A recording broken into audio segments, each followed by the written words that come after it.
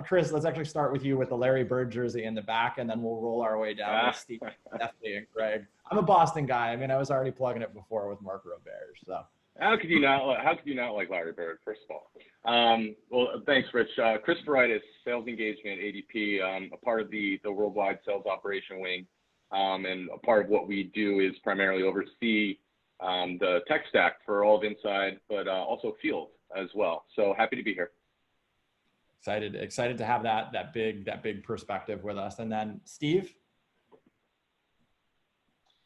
Hi, Steve Dinner. I'm Director of Sales Operations at League, and I also have double duty because I also run the BDR SDR function as well. So that's my perspective, and yeah, very excited to be here. We're pumped to have you, Stephanie, please. Hi, everyone. Nice to be here. My name is Stephanie Smith. I'm the Director of Sales Operations at Qualys. Excited to join this panel with a bunch of highly intelligent people.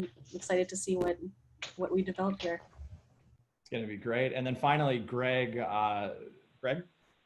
Hi, Greg Larson. I'm the Head of Revenue Operations at Lingotech. Been in the revenue operations, sales operations role for about 6 years now. And excited to talk shop with everybody today. First off, I am super excited to be here and to be driving a little bit of this conversation. I know we have some amazing panelists, but for a quick intro of myself, like Rich said, I've been part of the MSP community for a very long time. Really good friends now with Rich and Pete and Gina and everyone that is putting on such a great event and such a great community. But I think one of the reasons why maybe I was picked to help lead this is a little bit of my background in being a data-driven leader in a lot of the organizations I've been in. So prior to starting Sonar, I was working for a company called Terminus, running their RevOps department, and even prior to that, another Atlanta-based startup called Gather, running their sales and RevOps. So very passionate about the topics that we're all going to jump into today, and more important than that, I think we have just such a great dialogue with the folks that we've been prepping for this session and really diving into what it really takes to be a data-driven leader. So a little bit about myself outside of the RevOps side of things, run a company called Sonar, which is a revenue operations platform that enables our customers to leverage their tech stack in a more meaningful and efficient way. So, but first and foremost, as we jump into this very first topic, I would be remiss if I didn't say it's quite a polarizing question, if you will. I think, and I don't use that word softly, polarizing being that a lot of people have a lot of strong opinions about revenue operations. And most of the time it's way over here or way over here. So we're going to jump right into RevOps. What is it? Why is it a fad? Why are we even thinking about talking about it? And I think when we really start into this question, obviously for all of our listeners, keep that open mind because we have a lot of professionals here that have some strong topics about it. But, we'll start with Stephanie. I know she'll be able to kind of give a quick intro of herself, but I know she'll jump right into her role and exactly what RevOps means to her. Yeah, I think, Brad, this is a very important question because for a lot of people, revenue operations is a really new concept for them and for many companies, including my current company as well.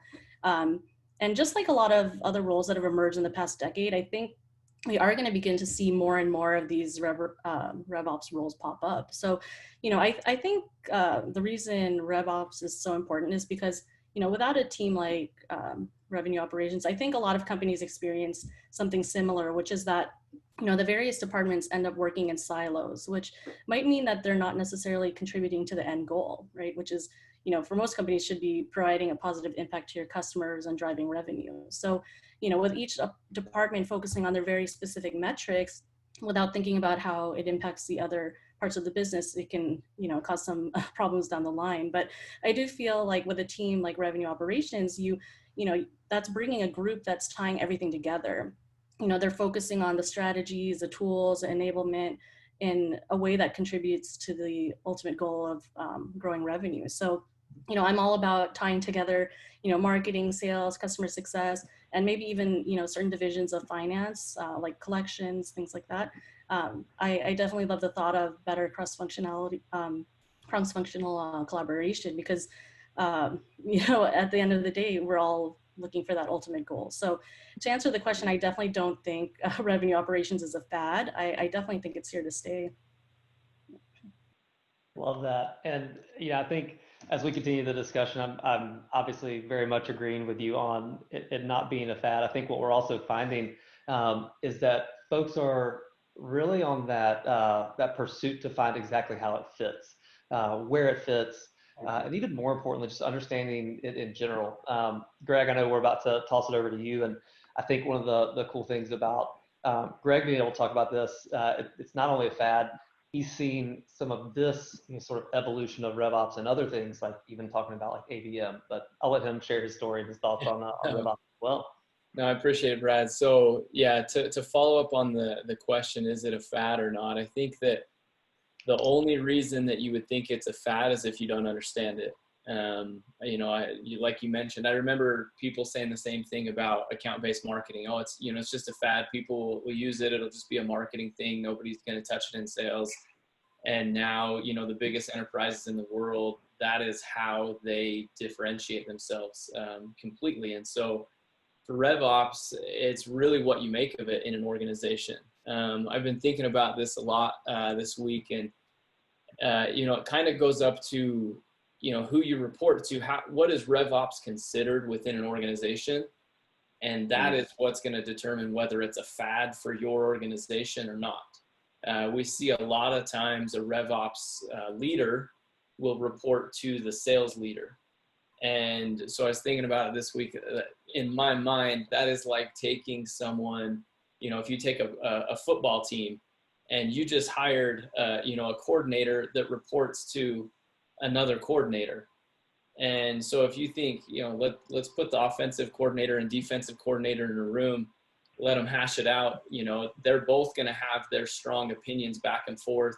And without anyone to really coordinate the entire game plan together, you're going to get a lot of misrepresentation of data, a lot of butting heads, differing strategies. And so where I see RevOps coming in is it's the hub that is going to pull in all of the other arms of the revenue engine inside a company and allow you to work together so that you're not infighting against each other, not trying to disprove other departments' theories of lead source and revenue attribution and everything like that. And so with revenue operations, if you can find a company and a leadership team that will give it the room to grow and the authority to have strategic decisions and not just operational tactics, you're going to have a huge influence in your company.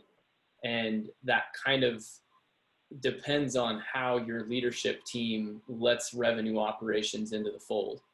In my experience, I've had companies where that RevOps engine does report into the sales side, but I've also experienced where I've had a sales leader that I was reporting to, and then they switched my role to report directly to the CEO so that I was a peer to that sales leader, and really honing in on sales is one aspect of revenue, not the entire picture. And then we started to gain better retention rates, more expansion, because we weren't just focused on sales. We were focused on retention, on attribution, on acquisition, on customer success, everything like that. And that all rolled up to me in revenue operations. Right. I love that. I think you're spot on with where I was kind of taking away from that is having that executive buy-in and having that leadership fold into it and really lean in. I know we're about to pop over to Chris real quick, and who has a phenomenal insight on this, especially with his insights team and from a scale and from just an overall size perspective of how this runs. But I'd be remiss, Greg, I know as we were kind of prepping for all this, we were all talking about some of these scenarios, and we talk about how this sales and marketing and customer success alignment and how we're tracking all these metrics. And of course, we'll have a lot deeper discussion about metrics here in a second, but it's one of those things that we've all been in those scenarios of the boardroom chatter where one person presents one number. If you start at the top of your funnel and it's marketing says we produced X many millions of dollars in the top of the funnel, and sales says we produced Y, but we closed Z, and then customer success is like, oh yeah, well we retained AA. And it's like, God, none of these numbers are aligned, and your CFO and your CEO are at the end of the table just like, with their hands in their face. So I know that was something we talked about and having that alignment. And we actually had a question from Jonathan as well, talking about how companies don't embrace this. And I think that's part of what we're seeing is you have this misalignment of data and really not being able to drive most of those metrics forward. So love that. Chris, I know I'm about to toss it over to you, and just when we were prepping for this, seeing how the scale of your team, even at the ADP size, really curious where you're seeing it as a trend right now. It's definitely not a fad, for sure. I mean, what it provides, at least from my perspective, right, is an unbiased story, right, where it provides, leadership with those attributes or those data points to, make a decision on where the focus needs to be, right? Because we have all of these disparate systems. Again, to your point, we have marketing over here, we have sales activity over here, all of these different data points, and the insights team was able to bring them all together to get that readout to our senior leadership so that they can make those strategic decisions. So no, it is not a fad by any means. Yeah, absolutely. Curious, again, I know as we were prepping for a lot of this, hearing about the insights team and just like the size and structure, and that's, I think what, I don't want to say feeds into some of the ambiguity of RevOps, but I think what we're seeing as a challenge right now is the naming conventions of all of it. And I was curious, I know you guys have insights team, I didn't know if you want to share anything about how y'all got to that naming. Well, I mean, if you think about it, that's what they're providing, right? They're providing insight into how the business is performing from top of funnel to, revenue and retention. So it all plays a part. So for them to be able to take it all and bring it all together, it's a need for the business, right? So for them to, again, take it all together and to provide that output or that readout of the current state is super powerful and super beneficial to any business. Yeah, I absolutely agree. I think I love the insights of that because again, you're bringing insights to the business, and another point that you focused on was removing that bias. And I think as long as you're providing that level of insight, which again, love the naming convention of it, without the bias, I think too often we see that there's just bias put on top of the department name that goes in front of the operations team. So love that. And then, we'll finish up this question with Steve. Really curious to get your thoughts as well on some of the efficiency of RevOps, because I know that was a big piece that we talked about prior, but also just your overall thoughts on starting off with RevOps. Yeah, surprise, surprise. Not going to say it's a fad. I think it's definitely hard to get to if you're the first person that is, unless the CEO or somebody at the executive level kind of like has an experience with RevOps before. And it's a challenge to kind of change minds. Sales ops is well established. And so again, with like naming conventions and things like that, we saw stuff like this happen with the CRO, and that kind of became a popular title that was coming around, but not everybody was using it organizationally. For me, what it comes down to is, something that I think we're going to touch on in a few minutes, but it's around the data journey. And if you only have sales ops, or even if you happen to have sales ops and customer ops and like your customer success ops and, various operative marketing ops, you're still going to have a broken data journey.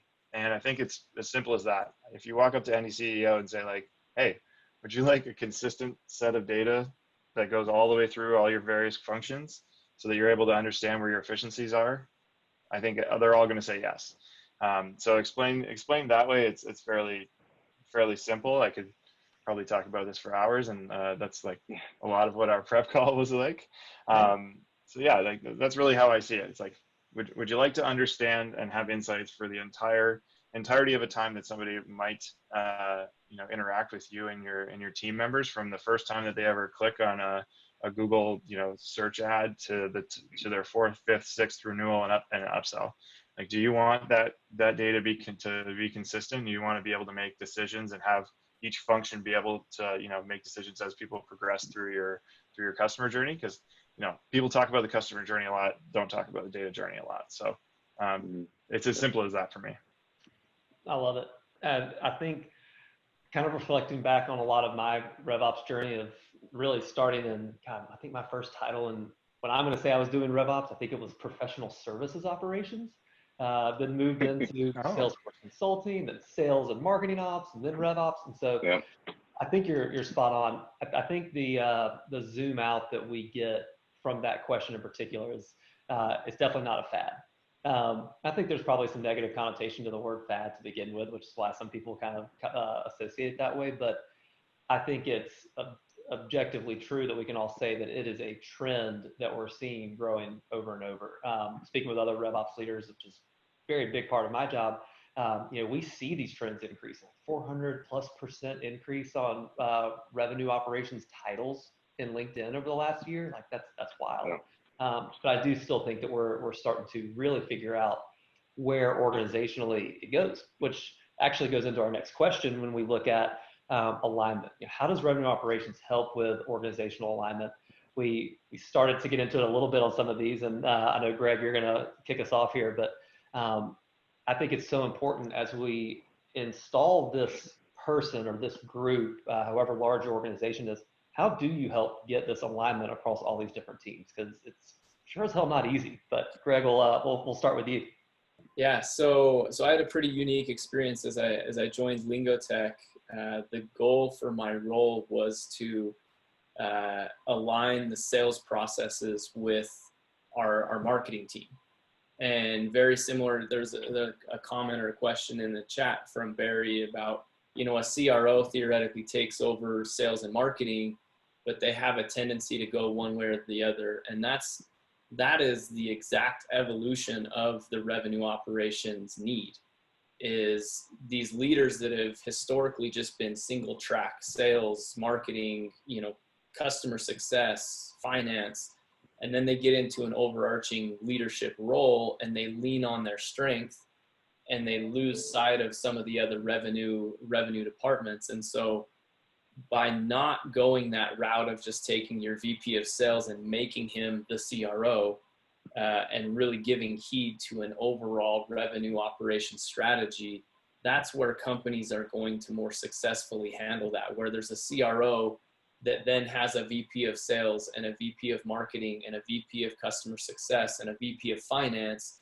and all of those revenue arms have a strategy that rolls up to someone else. And we're starting to see operationally minded employees become less tactical in, I think that right now you get, 50% of those revenue operations titles that you talked about, Brad, will walk into a leadership meeting with a stack of data and they'll say, this is what the data says, guys.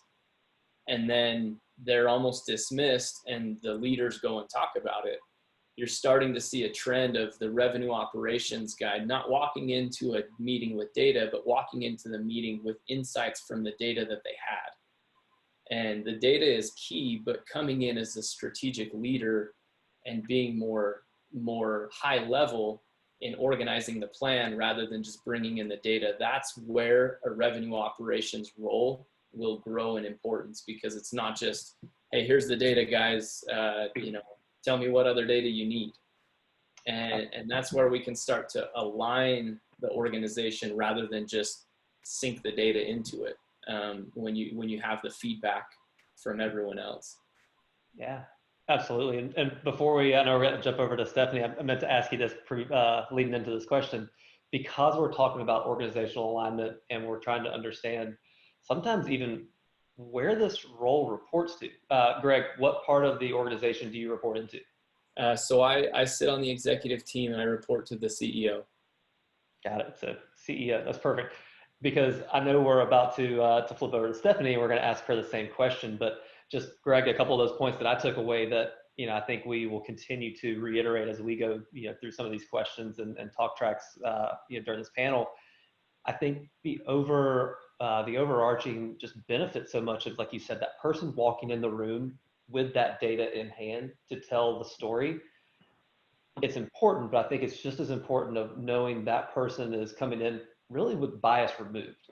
That, for you to report to the CEO, you don't, roll into sales or roll into marketing or customer success where, it's hard to say it, but we'll just say it out loud. There is inherent bias when the person who owns the data sits underneath one of those silos. So, Stephanie, we'll pass it over to you from the organizational alignment. And I realize as we continue to talk about RevOps and not exactly being part of your title itself, but it's still very much part of the function. Really curious to hear where it organizationally aligns on your side, as well as how you're rolling up into your organization.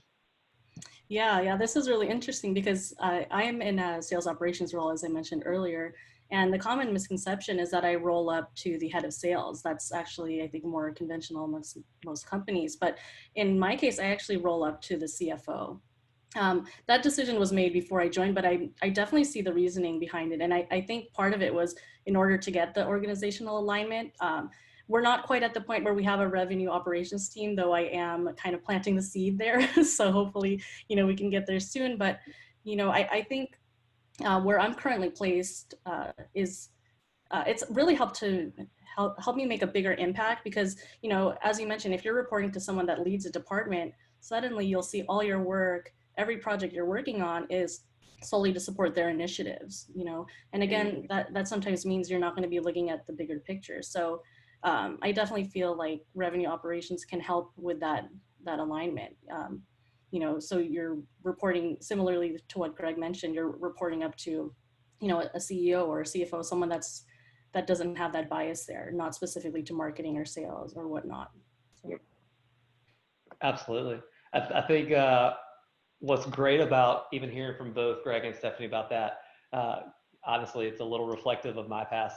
When I was running sales operations at Gather, I started reporting to our VP of sales. 6 months into that, switched over to CEO, very similar like Greg. When I was with Terminus, I started reporting to our CRO. About 6 months in, ended up reporting to our CFO. And I think there are different reasons for both of those orgs, but at the same time, I think we're still trying to figure it out. But holistically speaking, when you're owning that data, it sometimes depends on your business model and who is truly going to be pulling some of those levers in your business to drive the data-driven results we want. So I love that. And I know I'm about to pass it over to Chris, which I love this perspective of it because I think it comes down, he brings a really good light into the tools and compliance side and making things like visual for our leaders. But Chris, I'll let you take it away. Yeah, so the way our team is structured, it's kind of like a dream team, right? It's a hodgepodge of, we have some finance folks, ex-finance folks, we have some folks from our data science team, so they all collaborate together and they all roll up through their own organization or own wing of sales operations. But essentially, it really helps with, what we're driving towards with the compliance. It helps with our tools, right? Who's using what? Is it effective? What's the ROI? So it all kind of trees up to, the same type of thing that I alluded to earlier, same topic around just that unbiased view or perspective, where it's like we can take all these disparate points, we can visualize it in a tool where it's easily consumable for our senior leaders, but more importantly, to know that, hey, a percentage increase in X, Y, or Z is going to equate to A or B or C, right? So to be able to pivot, focus, and drive towards one of those focus points where maybe the business is struggling, it definitely helps, drive compliance and effectiveness throughout the organization. So it happens here organically, I would say. And then started to evolve over time where, again, it's one of the old adage, right? If you could take it away, would the people be upset about it? And yes, they would. So it's very interesting to see how it's all everything fell into place here at ADP. Yeah, absolutely. Well, and you bring up a really good point on the tools and compliance side, which I'll shed a little light on, but remind us again in the org, exactly who you're reporting to or where it's kind of funneling up, I guess. Where I am currently? Yeah. Currently, I report through our sales engagement, our sales effectiveness wing of ADP in worldwide sales ops. Gotcha. Love it. That's perfect. And again, just kind of collecting all of our thoughts again, because we're seeing it go to CEO, CFO, sales ops itself as a group that you're funneling through. And I know we're about to jump over to Steve, but the one thing that I was going to say and just point out on the tools and compliance side, a lot of conversations I have, especially recently when we talk about the value that operations brings to your organization. And we talk about, I talk with executives all the time, and I tell them sometimes, put this in a pie chart. If you were to boil it down to two things, it could be the difference between strategic and tactical. And I think what we're finding is 5 years ago, when people were hiring for this RevOps role and trying to figure out where it goes, they thought it was going to be extremely strategic. You bring up a great point on the tactical side of tools and compliance, and really trying to weigh that pie chart correctly to really help understand what portion of the business are we working on. Is it the technical side of it, managing a tech stack, or is it the strategic side of reporting and analytics? So I love that. And Steve, we'll bring it home with you on the organizational alignment side from your perspective with RevOps. Yeah. So, you know, a lot of what Stephanie said was particularly interesting to me. So because I inherited this role, it was something that I hadn't done at another company before. Kind of like we had a need, I was kind of naturally filling it while they were kind of interviewing for some folks, and then I think they just didn't hire somebody. So like I've kind of grown into this role at League, and I never really, you know, for a very short period of time, I was not head of the BDR SDR function as well. But because I'm head of both, it's really hard for me not to report to the CRO. So I kind of like live some of the stuff that we're talking about here. And, you know, I work super closely with our finance team, and you know, like I kind of use them to help navigate some of that, you know, removing the bias from a lot of the equation. And our finance team is excellent and supports me in that. I can definitely see how it would be, you know, like why a lot of companies are moving towards having the RevOps function, you know, be independent. Another thing that I see is like, you know, because there's a really huge challenge there is like resourcing. So you're resourced as a sales support, when in reality it's like, well, CS doesn't have an ops person, marketing doesn't have an ops person. We have certain aspects of our group that, you know, is product delivery, and you know, we support all that too. So from an organizational alignment perspective, like if you're not reporting into this, if you are reporting into sales, then you need to have an even closer relationship with finance. And you know, it's still a lot to navigate. I've been able to navigate it just because I've done a couple different roles here. So like within the sales organization, everybody kind of knows me. But you know, it's both like that part is an advantage that I have to kind of use. But it's definitely a little bit more challenging not having been hired as the sales ops person or as the RevOps person. So it's an interesting set of challenges, and it goes back to, you know, the data journey that I was talking about previously. You start to have to say no to your own function because you see the importance of these data gaps. So they're causing friction in your own department where you're reporting into in order to, like, you know, for the greater good of the company. So from an alignment perspective, all of those things I kind of just outlined really don't exist if the reporting structure is adjusted. And so I think that I've kind of highlighted the benefits of it from the other angle, from the negative side, or at least the challenges that it creates if you're not in that reporting structure. My situation's a little bit unique, so I can kind of understand why, but yeah. Yeah. Well, no, you bring up a good point, and I think it's reason to like take a pause for a second and just remind everybody, while we are all, and I say we, the collective operations person, because I'm not too far removed from that, while we are all very focused on the executive side, the alignment, and satisfying, you know, the executive leadership team, making sure they have what they need, the processes they're trying to deploy are the right ones. We have to remember this is also still a role that is very, I'm going to call it customer facing. While it's not external customers to, you know, your actual company, your customers themselves are the sales reps that are using all the software, your CSMs that are sitting there in charge of the retention side of things, your product managers who are moving the product needle. And so, you know, when we think of the requests that come into us on a daily basis, it's not just from the executive side. Like there's a whole pull and tug from the rest of the, you know, the user cohort that we're all responsible for satisfying. So I love that. I mean, like I said, go ahead. Yeah, like on that point, like one of the most challenging things I think, if you really want to get to an alignment perspective is, or like if you really want to have organizational alignment, you got to like separate this job from the technology that you use to do the job, which is really tough. Like a lot of the time, like if you ask 10 people at League what I do, you know, the word Salesforce will come up 9 times probably.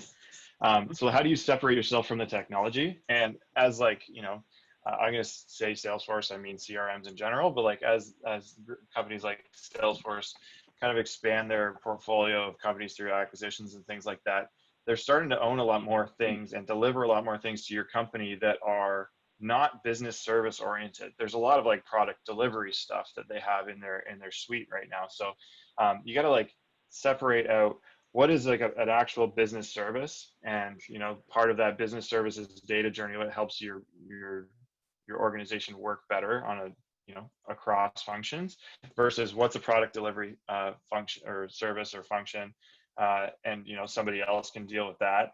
And then finally, you know, I think that there's a huge compliance component for a lot of businesses, depending on, you know, what industry you're in.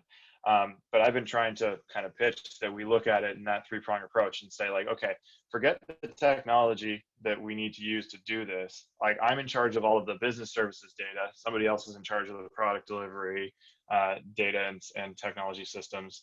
And then, you know, IT and compliance can liaison with us. And then that way we're able to kind of like align on who does what, because otherwise, you know, it's not uncommon for the, you know, especially once your company, if you're a startup, then you get to a certain size, the CTO is owning the CRM. Like no matter if you were the sales ops person who bought it, implemented it, and did everything, and it's your baby, sooner or later you're losing it. It's just going to happen. So you got to kind of, I guess, think about the roles and responsibilities of these types of functions a little bit differently, and then that's what I think brings you the alignment in the long run. Yeah, I completely agree. I think it's interesting. You started to actually talk on one of the questions or speak to one of the questions that just popped up from Elisa, which know Elisa very well. You know, we all look at RevOps as a function in some of these larger organizations that we're all part of, that we're speaking to. But I think it also goes to show like, how does this start to get incorporated even in some of the smaller companies, like the 50-person headcount or even 25-person headcount? You know, yeah, I might be working at the smallest company. I'm not sure. We're 300 people, but I joined around 100. And actually, the guy who did the job before me, who did set up our whole org, was previously, you know, started reporting to the head of sales, reported to the head of finance, and then when I took over, it was back into the head of sales. I think just because I was holding another sales leadership title. So, yeah, I think like naturally, you're going to start reporting to the head of sales unless your CEO or COO or CTO or somebody like that is, you know, the type of leader or founder or whatever that kind of came in with an understanding of this type of stuff. Absolutely. I got you beat, Steve. We're 60. Okay. And I've been at a couple different companies, from, you know, Qualtrics, where when I was there, we had 500 employees, and, you know, RevOps was just like the twinkle in the CEO's eye and starting to gather that data. And one of the things that I really like, at least in a 60-person company, is RevOps is everything that you want to make of it. I think it's harder to implement in a larger company. I've been in both situations, because if you want to be that strategic thought leader with all the data and insights to come with it, you're battling for a seat at the table. You know, if there's already 6 other VPs and 4 C-level titles, everything like that. Whereas when I came into Lingotech, there was, you know, 2 C-level guys, 2 VPs, and they were looking at us like, what do we do? Right? We all have our own ideas and they're all going in different directions, but it was like one quarter this segment really did well, one quarter this segment did well, but they could never put it all together. So at a 50-60 person company, that's a chance to come in and actually own the entire process and put together a pitch to really bring it all under one umbrella. And it's a lot easier to affect change in that small of a company. So I would much rather introduce a revenue ops plan in a small company that's growing than I would to try and insert it into a company that's got, you know, 10+ year VPs that aren't really interested in taking a side role in their influence, so to speak, around the board table. I love that, and that's what I just find it so interesting on these sizes. I know we'll kind of jump over to our different topic to keep the flow going, but I think one of the last questions that Jonathan just even asked too about, we see this growth in RevOps a lot often, post Series A or post Series B, but to Alyssa's point too, like how do we get so much of this early and set this foundation up? I really think it comes down to prioritizing. And as goofy as it is, I don't like pie charts, but it's good visual representation of it. Start to wedge out what pieces of the company you're trying to accomplish with. And you'll quickly realize it's not going to be 25, 25, 25, 25. Like you're going to start there and you're going to focus a quarter of your time on data and a quarter of your time on system operations and a quarter of it on process. But as you're growing, those wedges are going to keep growing. And we've all felt the pain of this. I know we've all empathized with each other on some of the prep calls. That pie chart gets to 120 and 150 and 200% real quick. And we feel the pain and the stress of it just being so much that I don't have enough time to get to this or to get to that. So I like to say, like, set these benchmarks in your mind about how do you measure that sort of success. And when it starts to get overwhelming, that's when you do get to go to your leadership team and say, all right, I need another resource. And I think it's great about, like Stephanie, you're saying, if you're trying to build your team out now and kind of push for that, you kind of encourage that like measurement perspective. So love that topic. And like I said, we can stay on RevOps for so long, but staying on really the title of this, of this webinar being data driven. This is going to be one of my favorite topics as we go right now is data. What's important and what's actual vanity? And I know it's a cliche question to ask sometimes, but we're all data driven, but we all also have these mentalities of the things that we're actually tracking, vanity metrics, or are they real metrics that we can consume and make business decisions off of? Chris, I'll let you lead it off because I know you have a really cool story on sort of dials and everything. So yeah, I do. I actually do. So the way I kind of bifurcate the two, right? You have your strategic KPIs, and then you have your tactical KPIs, right? I think from my perspective, dials and email are vanity, right? My 10-year-old niece can make 35 dials a day and, talk to her friends for an hour and a half every day. It's looking at more of those strategic KPIs that around, connects, right? Calls with a positive disposition, calls with duration over X, quality conversations, advancement rates, close ratios, right? That's the stuff those are the behaviors you're trying to drive and be able to coach to, right? I could tell someone off the street come in and make 35 dials in an hour and a half of talk time, and that's it for the day. Is that driving the right behavior? It's not, right? It's like, what are those campaigns or those initiatives that the business is driving towards, and then wrap KPIs around that. Again, I've heard stories where, people have come in and, they call the San Francisco library story hour, and bam, I hit my metrics for the day. Now I can go home. So it's all about what is critical to the business, right? What are you trying to drive? And B, the mechanism in which you're able to track those activities, right? And be able to drive those behaviors. So I think it really comes down to, again, just separating the two, and then identifying which are critical to the business, but also driving the right behavior at the same time. And then, and that will eventually organically present coaching opportunities. So, that's my perspective, from the corporate side of the house. But yeah, curious to see what the other panelists, what opinion they have. Yeah, absolutely. Well, I remember just when you told us about the calling into, like you said, the hotline or the San Francisco library. Yeah. We laugh, but I've been there. Like, we've had SDRs on teams way in the past that have done that. It's like, guys, how did you make 27 calls in 45 seconds? I don't get it.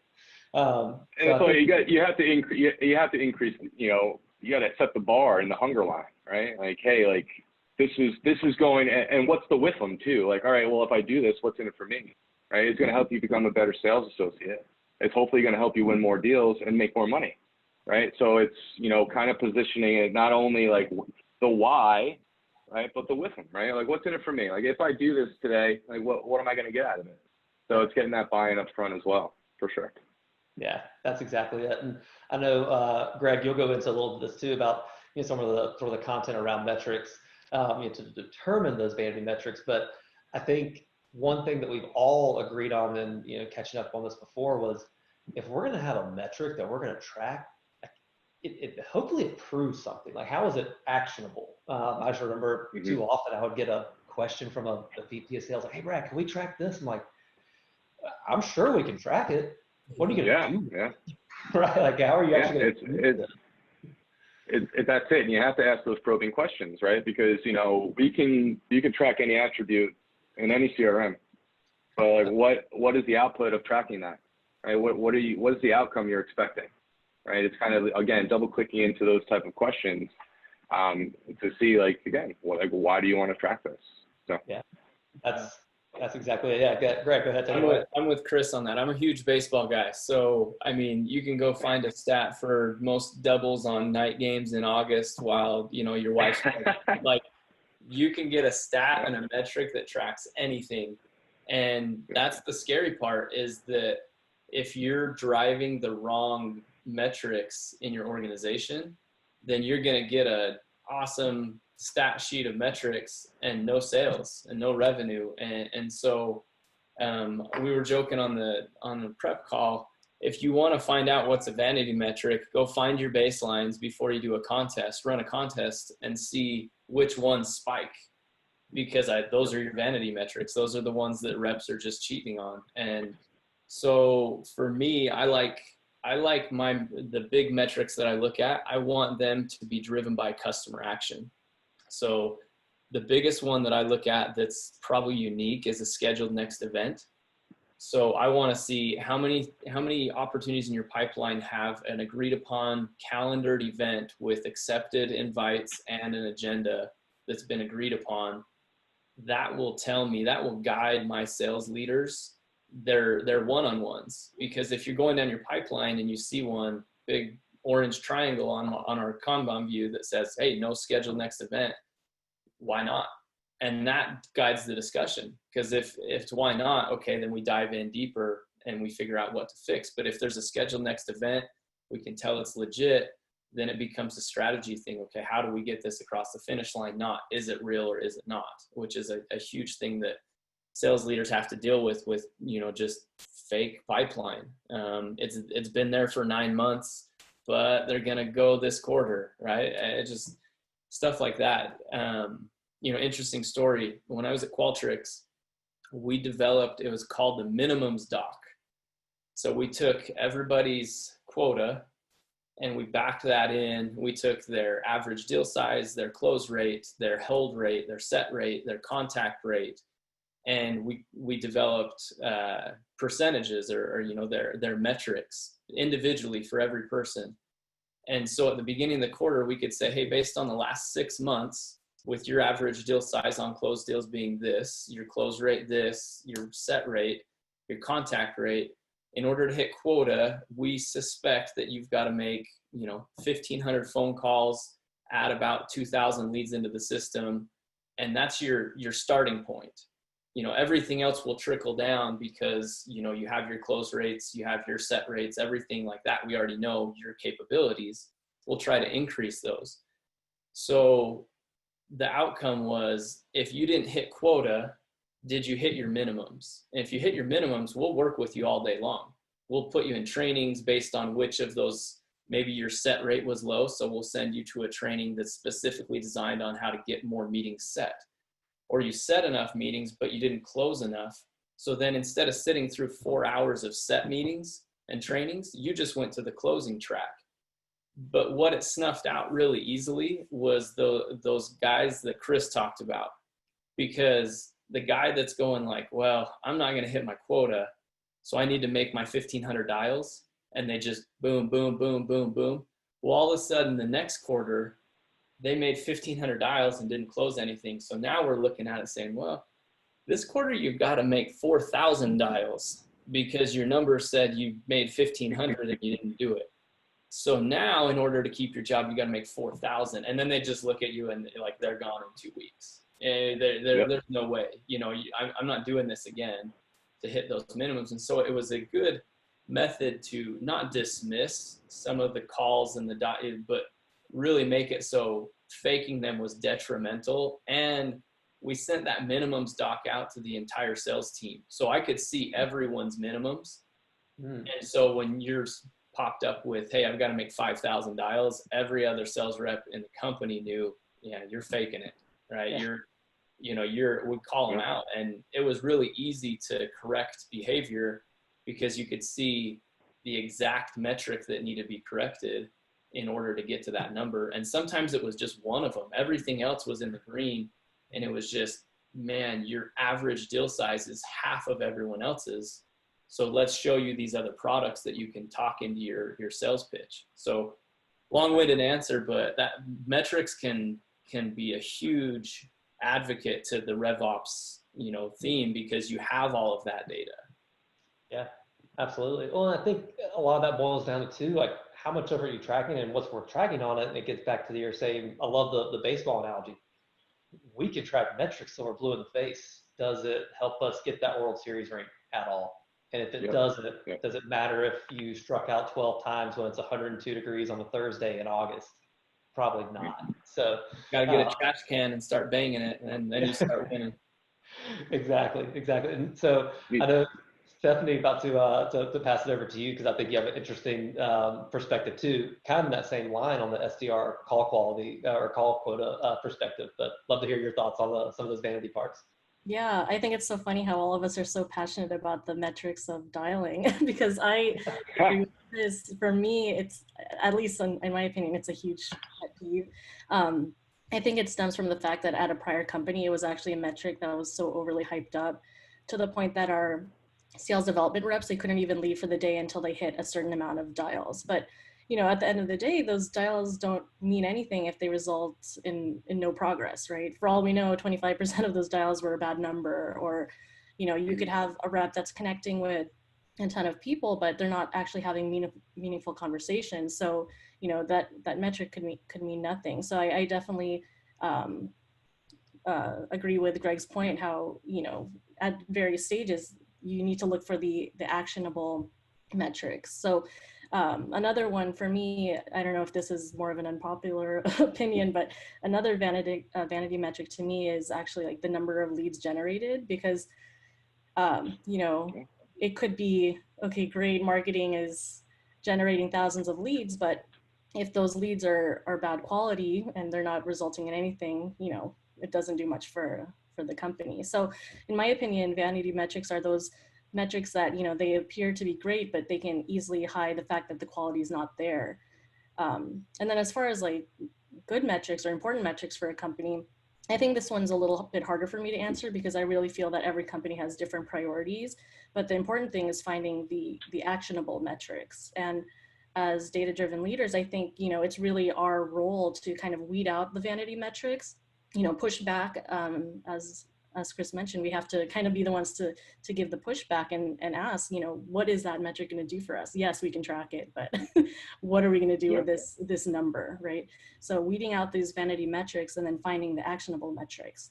So yeah, I love that. I think one thing that we don't talk about enough, especially as these metrics are departmental sometimes when people have bias towards them, and when you talk about the lead number, while it can look great and the number looks fun and so high, and we got so many new inbound leads, we did all this, that can almost be just as detrimental if it's not accurate, if it's not actionable, because we've all been in board meetings. I use this analogy the same way as I do as like an overinflated pipeline. If you're showing your leadership and even your board of directors these high numbers, like, yeah, we got millions of inbound leads, but we only got the 65% of our revenue goal this quarter, the first thing they're going to do is say, well, what happened to that high number way back there that you were so pumped about that you were 150% the goal on it, but it didn't turn to anything.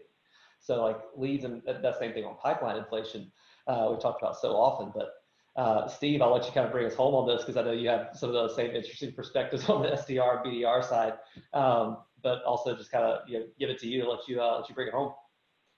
Yeah, so many thoughts on this one. I'll try and do this story really, really quick, but it kind of follows up on Chris's.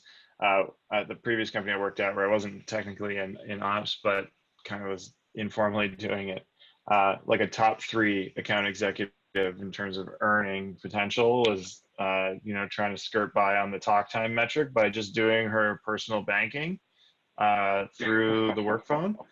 But like all of the banks were in the system as accounts and contacts, and so all of her very personal banking details were recorded. And so, I mean, like, fraud is fraud, and we left that alone. But like, that was just very stupid of her. And so we ran into that one. So that's another funny story. I think the other thing that Greg said about like that next scheduled activity with the accepted invite, I'm so big on that. I had it previously and then had to change some stuff in my system and haven't been able to like get back to that point again. But that is like the number one thing for me. And I was just double checking if Greg and I are connected on LinkedIn so I can pick his brain about it. But an easy way to, I think, approximate for that, because I think that there's significant challenges with, like meeting tracking as a whole, like that whole thing is a tough go.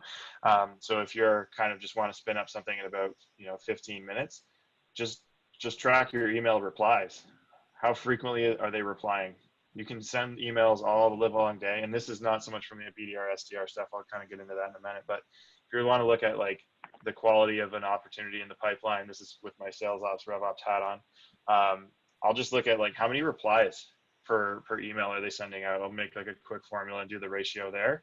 That kind of somewhat approximates, what you were talking about there, Greg. And I think that's it's a really important thing, like to measure the engagement that's coming back. It's bi-directional. It's not just outputs, because you can measure outputs and like, I really don't care how many emails you send, how many people open, how many people care about, how many people respond to, and what's the engagement that you're getting. We do the same thing with we use Groove and Chorus to track rep engagement versus client engagement, and we want client engaging more with us, email, talk time, everything like that, than we are with them. Right. And then just to like finish off from like, since we were talking about dials, I can talk about dials all day. One of the super interesting things I find is like I've got my on my dial dashboard, like the name with the chatter photo, and it changes colors every time you hit a threshold. Every once in a while, I'll just like change the top color. So the top color for us is purple. It's our company color. And like, if we say that our KPI is like do 40 dials today, sometimes I'll just like put it to 42 and see what happens. And then that person who like always gets to 40, like all of a sudden they're going to 43, and I'll like randomly throw it up to 100. And then you can see these people like, where is the perp? Like, and so kind of, it's an interesting like measurement stick, and you can kind of just like put it out there and use that to kind of, push people. And, obviously that can, I guess, in some cases drive it into a vanity metric. But one of the most interesting things that I would kind of leave this with, I heard someone mention like connects and dispositions. I think it was maybe Greg.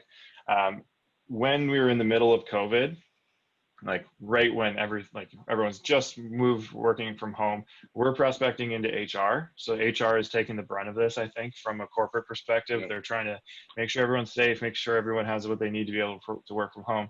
And so we're calling them, and we're a health tech solution. So like there's an angle there where this is not completely disingenuous and that's just being like, the show must go on. And we adjusted our messaging accordingly. Our sales enablement and sales leadership team, BDR leadership team, like did a really great job of that. But you could tell that there were some reps that were super uncomfortable. So I actually had this report, and I was measuring call to op ratio, connect to op ratio, and I was looking at it month over month, and I could see that my reps who were comfortable, like their connect to op kind of stayed the same, and some of them even got better. Like I could see like people who were excellent, they're top performing in this category, completely drop off and stay down there. And so we actually found a way to use that metric and go to them and be like, hey, like, are you uncomfortable? Like, do you think this is something we shouldn't be doing? And kind of get to the root cause of it and use it as like a coaching conversation to say, okay, look, like everybody's in the same boat here.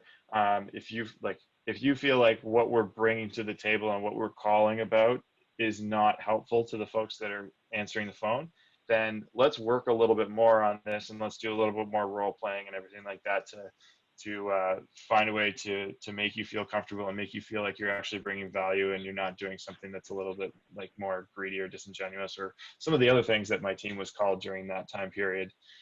Because we kind of switched to a free trial model. Being a health tech app, we were like, please take it if this will help you right now. We're all scared, just have it. So that's what they were calling about. We felt like it was okay. We felt like we had messaged it appropriately, but you could literally, it was one of the first times I've ever seen like personal emotions in that type of like KPI data. And so things like that, I think that's how you, like when you can do that, and we nailed it. And then every single one of those reps that we did one-on-one coaching with got better. When you can do that, I think it's like, that's how you know you're getting to a non-vanity metric. Yeah. I love the that. only thing I would, Go ahead. Sorry, the only thing I would add there, and I think that's where, you know, having a gamification tool, as far as ADP is concerned, we leverage Ambition, comes in, you know, is critical, right? To help not only track and visualize, but help drive the behavior. And to your point, Steve, provide those coaching moments, right? Get some more granular visibility into those actions that are being performed by the associates. Hey, is this working? Is it not? Is the benchmark too high? Let's talk about it, and let's come to a happy medium. So again, you continue to drive the right behaviors. And again, outside of the vanity metrics, like those are always going to be there, right? The dials are always going to be tracked somehow, some way. But again, I think it's, you know, having that flexibility and autonomy of building out these custom metrics, ratioed metrics, right? And be able to track them in a gamification tool is critical, especially now, right? You can't just get up and walk over to Sally and say, hey, Sally, I see you're down in EOs this week. Like, what's going on, right?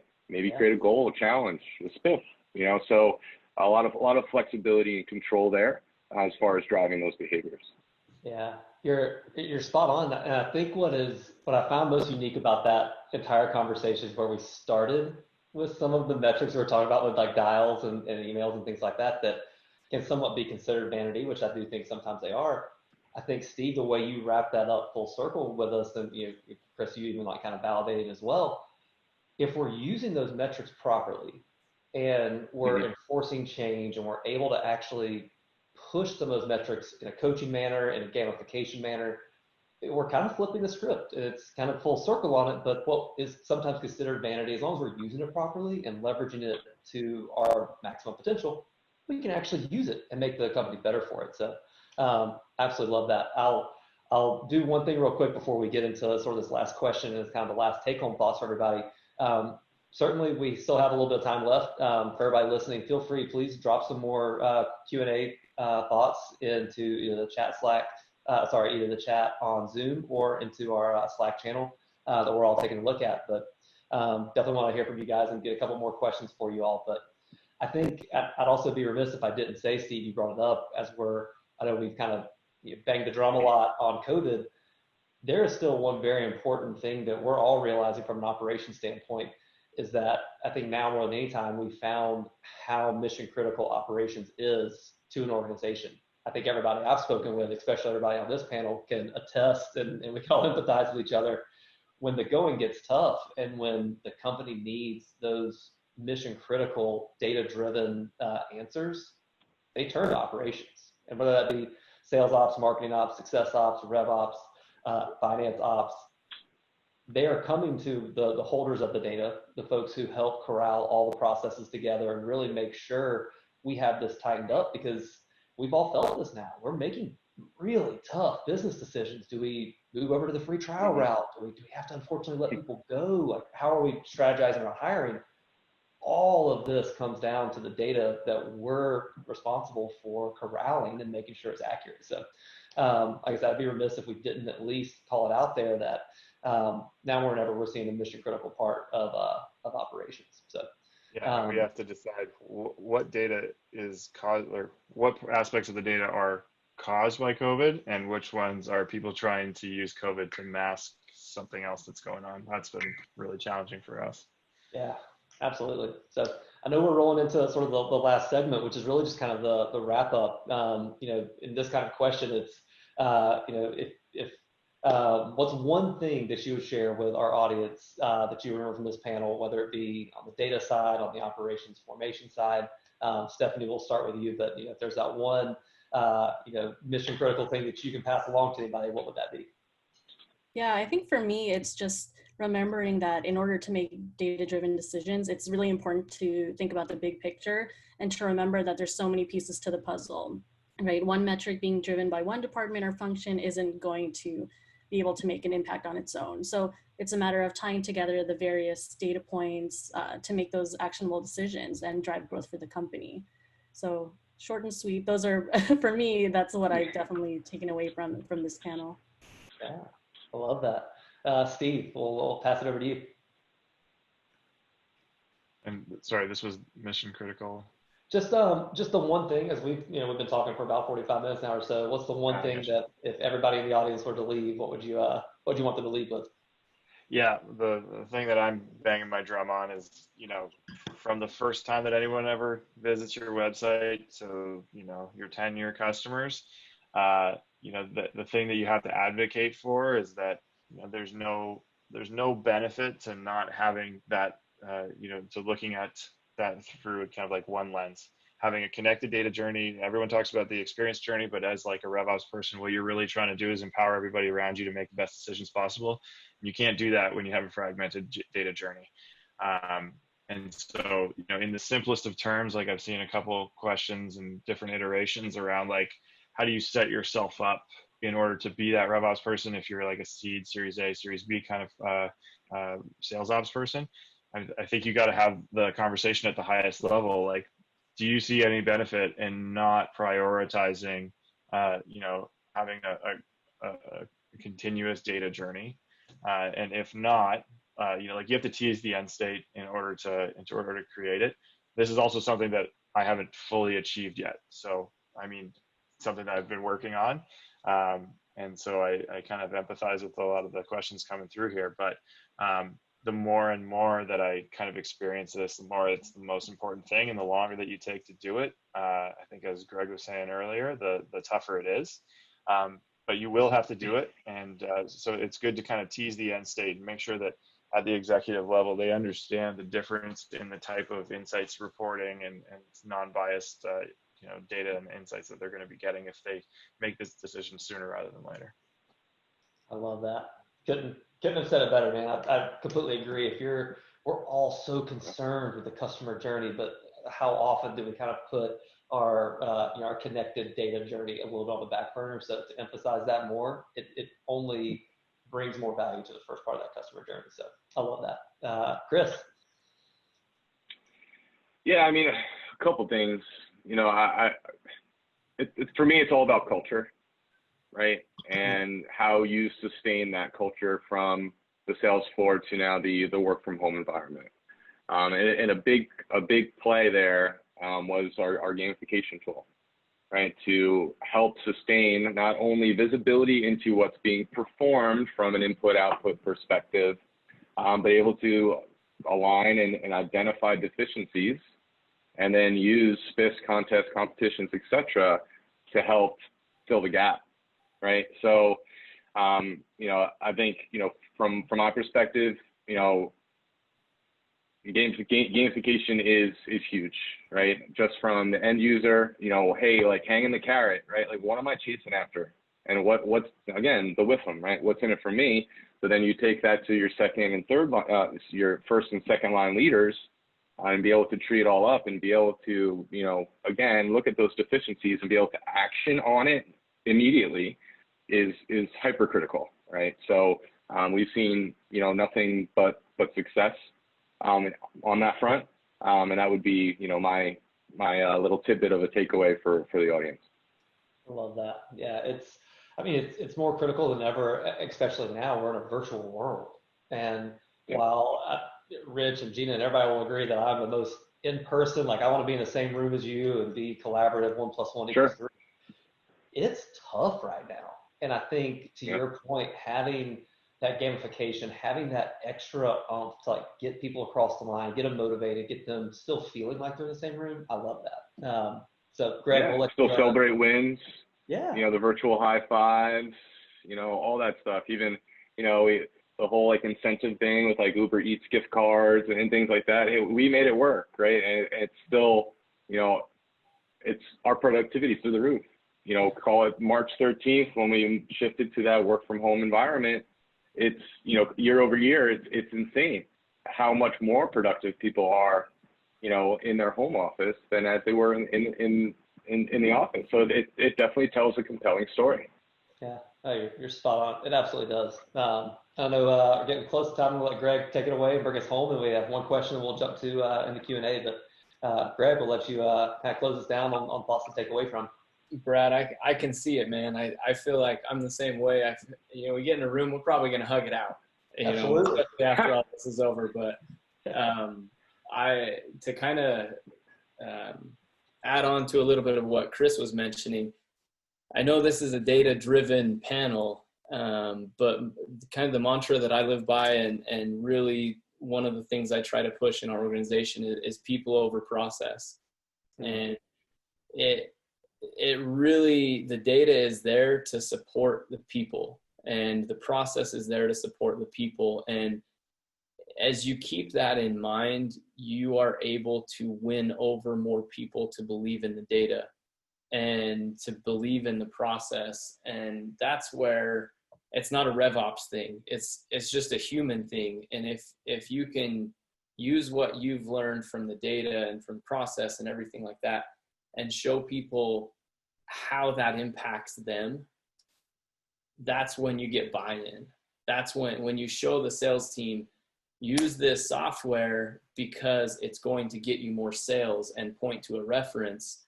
That's you caring about that person. You are going to provide for your family more efficiently because we bought this software, but you got to use it first. Or this process, you're talking to the executive team. We are going to go get more funding because we have this data story, not the data, it's the story behind the data. Same thing with customer. Every RevOps person, if you don't know your customers, just sit in on phone calls, support calls, sales calls, customer service calls, renewal calls, because if you're building a strategy that doesn't have that person in mind, their individual concerns, their individual struggles, you're building it in a bubble and it's not going to fit. And so my biggest thing, my mantra is people over process. And if you take that kind of mentality when you're building the process or selecting the data sets, what does this actually do for Jimmy on the sales floor? Not for the sales team and the sales number. What does it do for that individual? Mm-hmm. And let's be honest, the best sales reps will sell everything you give them. You could give them chopsticks and they could make it into a pencil and they'll carve out their customer data on the wall. And right. The worst sales reps, you can give them everything and they're just not going to do it. They just don't, hey, I don't want it. And so really RevOps, we live in the middle of taking the good processes, the good data sets, the good people, and building a structure that gets them to be great. And the more that you can do that, the more you affect people's lives, the more buy-in you'll get across the entire org. Absolutely. I think I'll high five you on the people over process all there day. You go. It's actually, believe it or not, it's actually one of our core values for our company is people over process, because I think so often we can lose sight of it at times, to be honest, where we get so process oriented and data oriented and data driven to where we have to remember we're not robots yet.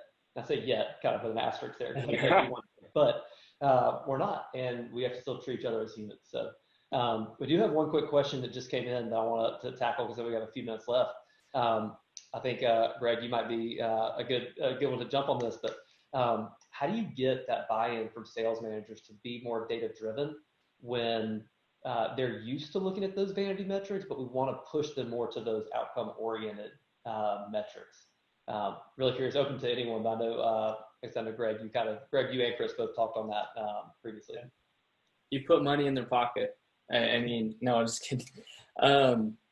It really though, you show them, Jerry Maguire, show me the money, show me the result. And so you can't go to a sales leader and be like, hey, I need you to focus on dials.